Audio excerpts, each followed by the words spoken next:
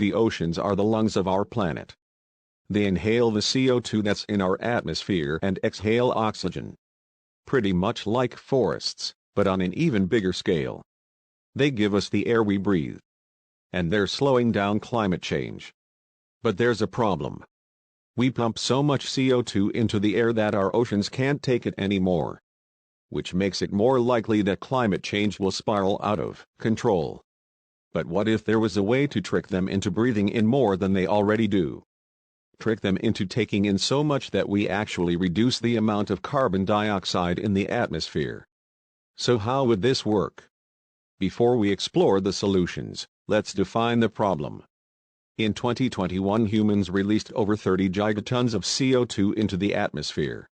That number is hard to picture, but it's almost 50% more than it was at the start of the Industrial Revolution. The science is clear. We need to get this number down and remove carbon from our atmosphere. Plants, especially trees, are very good at this. That's why everybody loves planting them. They take in around 7.5 billion tons of CO2 each year. But the ocean is even better at it. It can store 20 times the amount of CO2 than plants and soil. The problem is that the ocean is having to take up more and more of it, which throws everything off balance. Not to mention all that CO2 makes the oceans more acidic and a harder place for living organisms to survive in. That's why people are looking into how to reduce the CO2 in the water, and by doing that, making the ocean absorb more CO2 from the atmosphere. One of the most effective ways to do that is storing it as blue carbon. Blue carbon refers to our marine and coastal ecosystems, because oceans, sea grasses, tidal marshes and mangroves take in carbon dioxide down to their roots and store them in the sediment below. Coastal environments account for half of what's sequestered in the ocean's sediments. If you compare the Amazon rainforest with a mangrove area, we can say that between 5 and 10 times more carbon dioxide is sequestered and stored in these sediments, in a mangrove area, compared to the terrestrial forest. This is Maria Claudia Diaz Granados Delgado. She's the Blue Carbon Director at Conservation International. She works with communities, local governments and organizations to restore coastal ecosystems. The problem is we have a very little amount of these ecosystems in the world because they have been destroyed. That is a result of the coastal developments, for example, or the fishing industry as well. The problem with destroying ecosystems is not only that they're no longer able to take in any more carbon. It's also that the carbon they had stored gets released back into the atmosphere. Delgado has been involved in restoring an 11,000-hectare mangrove forest in the Bay of Cispata, on the coast of Colombia. There, communities play an active role in maintaining the forest. Valuable fish species have returned and ecotourism is providing a means of living. Community members take soil samples to measure how much carbon is being stored, in the sediment, the roots and foliage too. Delgado expects the carbon payoff to be big, but knowing just how big will take time. Time we don't have. The problem with natural systems, while they're incredibly efficient on a per unit of energy basis, they're incredibly slow. This is Gaurav Sant. He's a professor of sustainability at UCLA Samooli School of Engineering. He's working on speeding things up. And since time is not on our side, effectively you have to rely on engineering for the simple reason that what engineering is good at is taking things that often happen in nature, so to speak, but speeding them up incredibly. His idea is to remove the carbon dioxide that's currently in seawater and turn it into the same stuff seashells are made out of to store the CO2. He says this can be done with a device he's developing, called a flow reactor. Seawater flows through a mesh with an electrical charge running through it.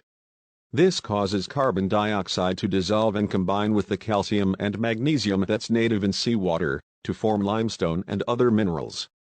The flow reactor spits these hardened rocks back into the ocean, along with the seawater that is now clean of carbon dioxide, making space for the ocean to take up more of it from the atmosphere. But it's still a long way from becoming reality. He and his team are hoping to remove some of the 10 to 20 gigatons of carbon dioxide that scientists say we need to remove annually from the atmosphere by 2050. if it works. Because right now things are still in the demo phase. Carbon management is not a scientific challenge. It's a scale challenge. And it's an economic challenge. So, being able to demonstrate that carbon management technologies are accessible, affordable, and scalable is really what we need to do. Gaurav's team isn't the only one working on sequestering carbon in marine rock. If you've ever walked along a beach, you've walked along the area where this guy thinks we can have the most impact. Sometimes we like to say, the solution here is, which just need to bring sand to the beach. This is Tom Green, the CEO and co-founder of a company called Vesta. Vesta proposes adding a natural, carbon-sucking material called olivine onto coastlines to rid the planet of carbon emissions. They estimate we can capture 1 billion tons of it pretty easily. We need about 1/4% of the area of coastal shelves in order to do that. Extracting olivine doesn't require chemical processing. It's just dug out of the ground and ground up into a sand. It's found all over the world and is one of the most abundant natural minerals on the planet. When rain falls on olivine, the rock dissolves a little bit and causes a chemical reaction that takes carbon dioxide from the atmosphere. This mixture then gets washed into the ocean, where organisms like corals and shellfish use it to make their calcified bodies.